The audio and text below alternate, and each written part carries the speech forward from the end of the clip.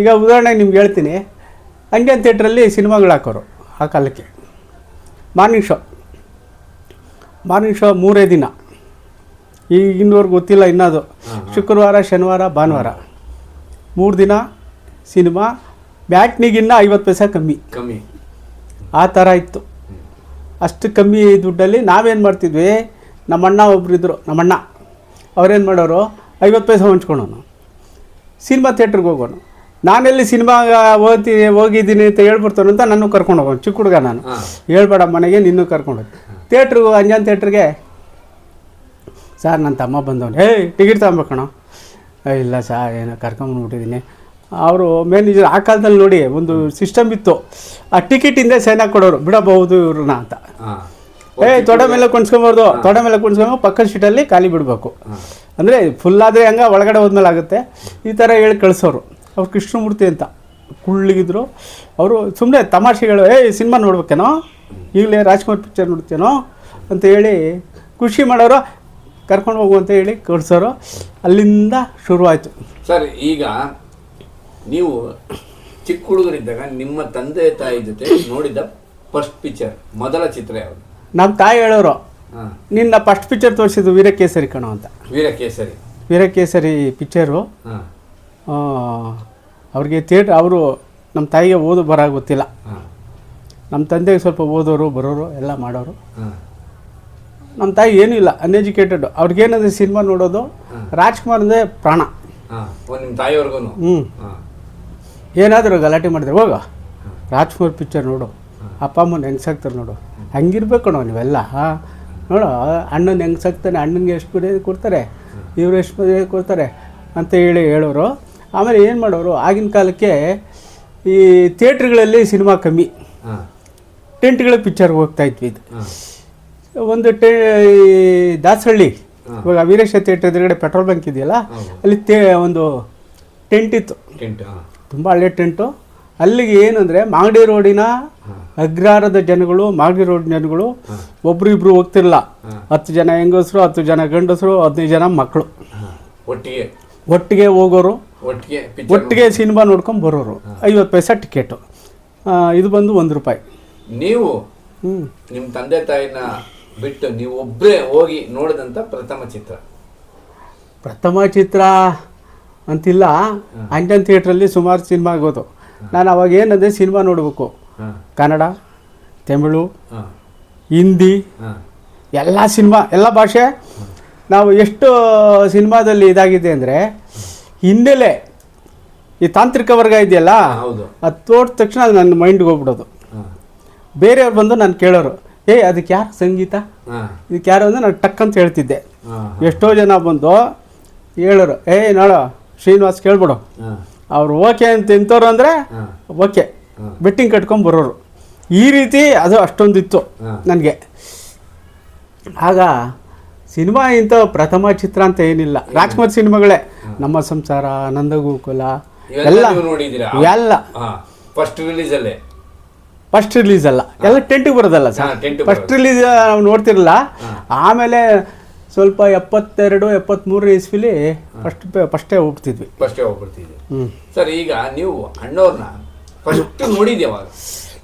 First ನೋಡಿದ್ದು ಅದು ಎಲ್ಲಿ? ಮಾಗಡಿ ರೋಡು, ಬಾಪೂಜಿ ಸ್ಕೂಲ್ ಅಂತಿದೆ. ಅವ ನಮಗೆ 70ನೇ ಇಸ್ವಿ, ನಾನು 9 ವರ್ಷ ಇರಬೇಕು. ಕರುಳಿನ ಕರೆ ಚಿತ್ರೀಕರಣ. ಮೈಸೂರು ದಸರಾ ಎಷ್ಟೊಂದು ಸುಂದರ ಹಾಡು. ಈಗೂ ಇದೆ, ಮೈದಾನ ಇದೆ. ಮೊನ್ನೆ ನಾನು ಒಂದು ಇದು ಮಾಡಿದ್ದೆ ಅದನ್ನು. ಅಲ್ಲಿ ಶೂಟಿಂಗು ಒಂದು 3 ದಿನನೋ 4 ದಿನ ನಡೀತು. ಯಾಕೆ ನಮಗೆ ರಾಜ್ಕುಮಾರ್ ಅವರೆಲ್ಲ ಈ ಇಂಟ್ರೆಸ್ಟು ಅಂದರೆ, ಪೇಪರ್ ಓದ್ತಿದ್ನಲ್ಲ ನಾನು ಚಿಕ್ಕ ವಯಸ್ಸಲ್ಲೇ. ಸ್ವಲ್ಪ ಪೇಪರ್ ಓದ್ತಿದ್ದೆ. ಆಮೇಲೆ ರೇಡಿಯೋ ಇತ್ತು ನಮ್ಮ ಮನೇಲಿ. ನಮ್ಮ ತಂದೆಗೆ ರೇಡಿಯೋ ಕೇಳೋ ಹುಚ್ಚು. ಆಗಿನ ಕಾಲಕ್ಕೇ ಬುಷ್ ರೇಡಿಯೋ ಅಂತ ಇತ್ತು, ಚಿಕ್ಕದು ಬುಷ್ ಚಿಕ್ಕದಿತ್ತು. ಅದನ್ನು ಶೆಲ್ ಹಾಕ್ಬೇಕಾಯ್ತು, ಕರೆಂಟ್ ಇಲ್ಲ ಆಗ. ಶೆಲ್ ಹಾಕ್ಬಿಟ್ಟು ಕೇಳಿಸೋರು ನಮ್ಮನ್ನು. ಆ ಸೌಂಡ್ ಟ್ರ್ಯಾಕ್ ಬರೋದು 2 ಗಂಟೆ 2:10ಕ್ಕೆ ಹಳೆಯ ಸಿನಿಮಾಗಳು ಸೌಂಡ್ ಟ್ರ್ಯಾಕ್ ತಂದಿಟ್ಟವರು. ಅದು ನನ್ನ ಮನಸ್ಸಿನ ಮೇಲೆ ಇದಾಯಿತು, ಒಳ್ಳೊಳ್ಳೆ ಹಾಡುಗಳು ಕೇಳೋದು. ಆಮೇಲೆ ಹಾಡುಗಳಲ್ಲಿ ಅವಾಗ ಏನು ರಚನೆ, ಸಂಗೀತ ಎಲ್ಲ ಹೇಳೋರು. ಅದನ್ನೆಲ್ಲ ನಾನು ಬಾಯ್ಪಾಠ ಮಾಡ್ಕೊತಿದ್ದೆ. ಪ್ರತಿಯೊಂದು ನನಗೆ ಗೊತ್ತು. ಇಂಥ ಸಿನಿಮಾದು ಇಂಥ ಹಾಡು ಅಂದರೆ ಟಕ್ಕಂತ ಹೇಳ್ಬಿಡ್ತಿದ್ದೆ ಯಾರಿಗಾದ್ರು. ಈಗ ಸ್ವಲ್ಪ ಕಮ್ಮಿ ಇದೆ, ಏನೋ ಮರುವು ವಯಸ್ಸಾಯ್ತಲ್ಲ. ಆಗ ನೀವು ಕರುಣಾಕರೆ ಶೂಟಿಂಗ್ನಲ್ಲಿ ಅಣ್ಣವ್ರನ್ನ ನೋಡಿದಾಗ ನಿಮಗೆ ಏನು ಅನಿಸ್ತು ಅಣ್ಣವ್ರನ್ನ ನೋಡಿ? ಆವಾಗ ಶೂಟಿಂಗ್ ಅಂತ ಗೊತ್ತಾಯಿತು, ಎಲ್ಲರೂ ಹೋದರು. ಅವಾಗೇನು ನಾವು ಅಂತ ಓದ್ತಿರಲಿಲ್ಲ ಸರ್, ನಮ್ಮ ಅಣ್ಣವರು ನಮಗಿನ್ನ ಎಲ್ಲ 10 ವರ್ಷ ದೊಡ್ಡವರು. ರಾಜ್ಕುಮಾರ್ ಬಂದವ್ರಂತೆ ಶೂಟಿಂಗ್ ಅಂತೆ. ಆಗ ಪುಟ್ಟಣ್ಣ ಆಗಲಿ ಕಲ್ಪನಾ ಆಗಲಿ ನಮ್ಗೆ ಗೊತ್ತಿಲ್ಲ, ರಾಜ್ಕುಮಾರ್ ಗೊತ್ತು. ಹೋದ್ವಿ, ಅಲ್ಲಿ ಕಾಂಪೌಂಡ್ ಇಷ್ಟೇ ಹತ್ರ ಇರಲಿಲ್ಲ, ಚಿಕ್ಕದು. ನಮ್ಮಣ್ಣ ಹೆಗಲ ಮೇಲೆ ಕುಣಿಸ್ಕೊಂಡವ್ರು, ಕುಣಿಸ್ಕೊಂಡು ನೋಡೋ ರಾಜ್ಕುಮಾರು ಅಂತ. ಅವ್ರು ಹಾಡು ಅದೇ ಶೂಟಿಂಗು 3 ದಿನ ನಮಗೆ ಹಾಡು ಅಂತ ಗೊತ್ತಿಲ್ಲ. ಶೂಟಿಂಗ್ ರಾಜ್ಕುಮಾರ್ ಅಂತೆ, ರಾಜ್ಕುಮಾರ್ ನಮ್ಮ ತಾಯಿ ಎಲ್ಲರೂ ಇರೋರು ಸರ್. ಈ ಇಡೀ ಮಾಗಡಿ ರೋಡಲ್ಲಿ ಇತ್ತು. ಆಮೇಲೆ ಎಷ್ಟೋ ಜನ ತಾವರೆಕೆರೆ, ಸುಂಕುತ್ಕಟ್ಟೆ ಅವಾಗೆಲ್ಲ ಏರಿಯಾ ಇಲ್ವಲ್ಲ, ಗಾಡಿ ಕಟ್ಕೊಂಡ್ಬರೋರು. ಗಾಡಿ ಕಟ್ಕೊಂಡು ಶೂಟಿಂಗ್ ನೋಡ್ತಾ ಇರೋರು. ಪಿಕ್ಚರ್ ನೋಡೋಕ್ಕೆ ಗಾಡಿ ಕಟ್ಕೊಂಡು ಹೋಗೋದಿದೆ, ಶೂಟಿಂಗ್ ಅವಾಗ ಚೆನ್ನಾಗಿ ಬರೋರು, ನಮ್ಗೆ ಚೆನ್ನಾಗಿ ಗೊತ್ತದು. ಗಾಡಿ ಕಟ್ಕೊಂಡು ಅಲ್ಲಿ ನಿಲ್ಲಿಸ್ಬಿಟ್ಟು ಸೈಡಲ್ಲಿ ರಾಜ್ಕುಮಾರ್ ಅಂತೆ, ರಾಜ್ಕುಮಾರ್ ಸೊ ಒಂಥರ ದೇವರು ಸರ್.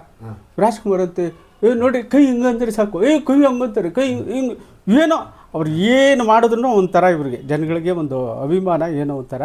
ಅಲ್ಲಿ ಆಮೇಲೆ ಏನು ಮಾಡಿದ್ರು, ಒಂದು ಲಂಚ್ ಅಂತಾರಲ್ಲ, ಆಗ ಊಟಕ್ಕೆ ಬಿಟ್ಟಾಗ ಹುಡುಗರನ್ನೆಲ್ಲ ಕಳಿಸಪ್ಪ ಅನ್ನೋರು ಅವರು. ನಾವೆಲ್ಲ ಹೋಗ್ತಿದ್ವಿ. ಚಿಕ್ಕ ಹುಡುಗರು ಮಾತ್ರ ಬಿಡೋರು, ಗೇಟ್ ಒಳಗೆ ಗೇಟ್ ಹಾಕ್ಬಿಟ್ಟಿರೋರು. ಚಿಕ್ಕ ಹುಡುಗರು ಬಿಟ್ಟಿರೋದು. ನಾವೆಲ್ಲ ಹೋದರೆ ತಲೆ ಸವರಿ, ಏನು ಮಾಡ್ತಿದ್ಯಾ, ಏನು ಓದ್ತೀಯಾ, ಸಾಮಾನ್ಯವಾಗಿ ಪ್ರಶ್ನೆಗಳು ಕೇಳೋರು. ಆಗಲೂ ಜನ ಜಾಸ್ತಿ ಇದ್ದರು ಸರ್, ಅಂದರೆ ಅಭಿಮಾನಿಗಳು ಜಾಸ್ತಿ ಎಲ್ಲ. ನೋಡಿ, ಅದು ಪ್ರಥಮ ಚಿತ್ರ. ನೀವು ಅಣ್ಣವ್ರು ನೋಡಿದ, ನಿಮ್ಗೆ ಏನು ಮಾತಾಡ್ತಿದ್ರವ ನಿಮ್ಮ ಜೊತೆ ಅಣ್ಣವರು? ಏನಪ್ಪ ಚೆನ್ನಾಗಿ ಓದ್ತಾ ಇದ್ದೀರಾ, ಅಪ್ಪ ಅಮ್ಮನ ಮಾತು ಕೇಳಬೇಕು, ಅಲ್ಲೆಲ್ಲ ಜಾಸ್ತಿ ಇದು ಮಾಡಬಾರ್ದು, ಓದಬೇಕು ಚೆನ್ನಾಗಿ. ನಿಮ್ಮ ಮನಸ್ಸಲ್ಲಿ ಏನು ಅನಿಸ್ತದೆ ಅಣ್ಣವ್ರು ನೋಡಿದ ತಕ್ಷಣ ಏನು ಸಿನಿಮಾ ನೋಡ್ತಿದ್ವಲ್ಲ, ಅಲ್ಲಿಂದ ಇಲ್ಲಿ ಬಂದವ್ರೆ ಅನ್ಸುತ್ತೆ. ಅದು ಸಿನಿಮಾ ಸರ್, ಅವಾಗ ನಿಜವಾಗೂ ಕೆಂಪಗೆ ಇತ್ತು, ಕೆಂಪು ಕಾಣೋರು ಸರ್. ಸಿನಿಮಾದಲ್ಲಿ ವೈಟ್ ಆ್ಯಂಡ್ ಬ್ಲ್ಯಾಕಲ್ಲಿ ಇಲ್ಲೇ ಗೊತ್ತಾಗಲ್ಲ ಬಿಡಿ ನಿಮಗೆ. ಆಗ್ಲೇ ಅವ್ರಿಗೆ ಅಷ್ಟು ಒಂದು ಕೆಂಪಗೆ, ನಾವು ದೂರದಿಂದ ನೋಡಿದ್ರು ಆ ಬಿಸಿಲಿಗೆ ನೋಡಿ ರಾಜ್ಕುಮಾರ್ ಎಷ್ಟು ಕೆಂಪಗೆ ಕಾಣ್ತಾರೆ ಅಂತ ಜನ ಹೇಳೋರು. ನಾನು ಹೆಗಲ ಮೇಲೆ ಇರ್ತಿದ್ದೆ, ನಮ್ಮ ಅಣ್ಣನ ಹೆಗಲ ಮೇಲೆ ಇರ್ತಿದ್ದೆ. ಶೂಟಿಂಗ್ ನಿಲ್ಲಿಸಿದಾಗ ಒಳಗೆ ಬಿಡೋರು, ಶೂಟಿಂಗ್ ಇಲ್ದಿರ ಕಾಂಪೌಂಡ್ ಆಚೆ. ಕಲ್ಪನಾ, ನಾಗೇಂದ್ರರಾವು ಅವೆಲ್ಲ ಹೆಸರು ಗೊತ್ತಿಲ್ಲ, ಆಮೇಲೆ ಗೊತ್ತಾಯಿತು. ಸರಿ ಸರ್, ಈಗ ಮುಂದೆ ನೀವು ಇದು ಅಣ್ಣವ್ರನ್ನ ನೋಡಿದ ನಂತರ ಮುಂದೆ ಅಣ್ಣವ್ರ ಚಿತ್ರಗಳನ್ನ ನೋಡ್ಕೊಂಡು ಬೆಳೆದ್ರಿ, ಹಾಗೆ ಸಂಘ ಕಟ್ಟಿ. ಆಮೇಲೆ ಇನ್ನೊಂದು ಹೇಳ್ಬಿಡ್ತೀನಿ. ಅದಾಯಿತು. ಅದಾದಮೇಲೆ ಬೌದ್ಧೂರ್ ಗಂಡು ಒಬ್ಬರು ರಾಮಯ್ಯ ಅಂತ ಇದ್ರು ಒಬ್ಬರು. ಆ ಯಪ್ಪ ಏನು ಅಂದರೆ ಈ ಶೂಟಿಂಗೆಲ್ಲ ಜನಗಳು ಕರ್ಕೊಂಡು ಹೋಗೋದು ನಮ್ಮ ಮಾಗಡಿ ರೋಡ್ಗೆ. ಅವಾಗ ಏನಂದರೆ ಜನ ಬೇಕಲ್ಲ ಕುತ್ಕೊಳಕ್ಕೆ. ರಾಮಯ್ಯ ನೀವು ಎಲ್ಲ ಕರ್ಕೊಂಬಪ್ಪ ಅಂತ ಹೇಳಿದ್ರೆ ಅದೇನು ಮಾಡೋರು ಗೊತ್ತಿಲ್ಲ. ಅಕ್ಕ ರಾಜ್ಕುಮಾರ್ ತೋರಿಸ್ತೀನಿ ಬರ್ತೀರಾ ಅನ್ನೋರು. ಶೂಟಿಂಗ್ ಅಂತಿರಲಿಲ್ಲ. ಹ್ಞೂ ಅಂತ ಹೆಂಗಸರು, ಒಂದು 10 ಜನ ಹೆಂಗಸರು, 10 ಜನ ಗಂಡಸರು, ಮಕ್ಕಳು. ಬಸ್ ಮಾಡಿರೋರು ಆ ಏರಿಯಾಗೆ. ಬಸ್ಸಲ್ಲಿ ಕರ್ಕೊಂಡು ಹೋಗೋಣ. ಎಲ್ಲಿ ಪ್ಯಾಲೇಸಲ್ಲಿ ಕತ್ತಿ ಫೈಟ್ ಇದ್ದಿಲ್ಲ, ಫಸ್ಟ್ ಕತ್ತಿ ಫೈಟು, ಅದರಲ್ಲಿ ನಾವಿದ್ವಿ. ನೀವು ಪಿಕ್ಚರಲ್ಲೂ ಆಕ್ಟ್ ಮಾಡಿದ್ದೀರಾ ನೋಡಿದ್ರೆ. ನಾವೆಲ್ಲ ಕೂತಿರ್ತೀವಿ, ಕತ್ತಿ ಫೈಟು. ನಮಗೇನೋ ಖುಷಿ. ಸಿನಿಮಾದಲ್ಲಿ ಹೆಂಗೆ ಹೊಡಿತಾರೆ ನಿಜವಾಗೂ ಸಹ. ಸಿನಿಮಾದಲ್ಲಿ ಏನು ನಿಜ ನಡೀತದೆ ಕತ್ತಿ ಫೈಟು ಅಲ್ಲಿ ನಿಜ. ಏನು ಮಾಡೋದು ಎಲ್ಲ ಆಡ್ದ ಅದೇ ಥರ ಬೀಳೋರು. ವಜ್ರಮುನಿ ಹಿಂಗಂದು ಹಿಂಗೆ ಹೊಡಿತಾರೆ, ಪಲ್ಟಿ ಹೊಡೆದ್ಬಿಟ್ರು ಒಂದ್ಸಲಿ. ಆಗೈತಿ ಎಲ್ಲ. ನಾವು ಸುಳ್ಳು ಇವೆಲ್ಲ ಕತ್ತಿ ಫೈಟು ನಿಜವಾಗೂ ಆಡೋರು ಅಷ್ಟು ಚೆನ್ನಾಗಿ. ವಜ್ರಮುನಿ ಅಲ್ಲಿ ಒಂದು ಸೀನ್ ಅಂತ ಕೂಗ, ಯಾಕ್ರಪ್ಪ ಕೂಗ್ತೀರ, ನಾವು ಕೆಲಸ ಮಾಡಕ್ಕೆ ಬಿಡ್ರಯ್ಯ ನೀವೆಲ್ಲ, ಏನ್ರಯ್ಯ ನೀವೆಲ್ಲ ಅಂದರೆ. ಆವಾಗ ನಮಗಾಗಲೇ ಎಷ್ಟು ವರ್ಷ, ಒಂದು 15 ವರ್ಷ ಆಗಿತ್ತು. 8ನೇ ಕ್ಲಾಸು ಕರೆಕ್ಟ್, 8ನೇ ಕ್ಲಾಸ್, 14 ವರ್ಷ. ಆಮೇಲೆ ಅದು 14 ವರ್ಷಕ್ಕೆ ಹೋದು 1 ವರ್ಷ ಲೇಟ್ ಆಯಿತು ಸಿನಿಮಾ ರಿಲೀಸ್ ಆಗೋದು. ಈಗ ನಂತರ ಮುಂದೆ ನೀವು ಬರ್ತಾ ಕಾಲೇಜ್ ಬಂದ್ರಿ. ಕಾಲೇಜ್ ಸೇರಿದ ನಂತರ ಈ ಯುವಕರಾದ್ಮೇಲೆ ಈ ಅಣ್ಣವ್ರ ಪ್ರಭಾವ ನಿಮ್ಮ ಮೇಲೆ ಹೆಂಗ್ ಬಿತ್ತು? ಆಮೇಲೆ ನೀವು ಸಂಘ ಸಂಸ್ಥೆಯಲ್ಲಿ ಚಟುವಟಿಕೆಗಳಲ್ಲಿ ಅಣ್ಣವ್ರ ಪ್ರಭಾವ ಅಂದರೆ ಆ ಸಿನಿಮಾಗಳೇ ಪ್ರಭಾವ. ಅಣ್ಣವ್ರ ಸಿನಿಮಾದಲ್ಲಿ ಕನ್ನಡದ ಬಗ್ಗೆ ಜಾಸ್ತಿ ಇತ್ತು ಮಾತುಗಳು. ಬರೀ ಕನ್ನಡದ ಸತಿಶಕ್ತಿ ಸತಿಶಕ್ತಿ ಸಿನಿಮಾದಲ್ಲೂ ಇದೆ, ಕನ್ನಡದ ಬಗ್ಗೆ ಮಾತಾಡಿದ್ದಾರೆ. ಹೌದು.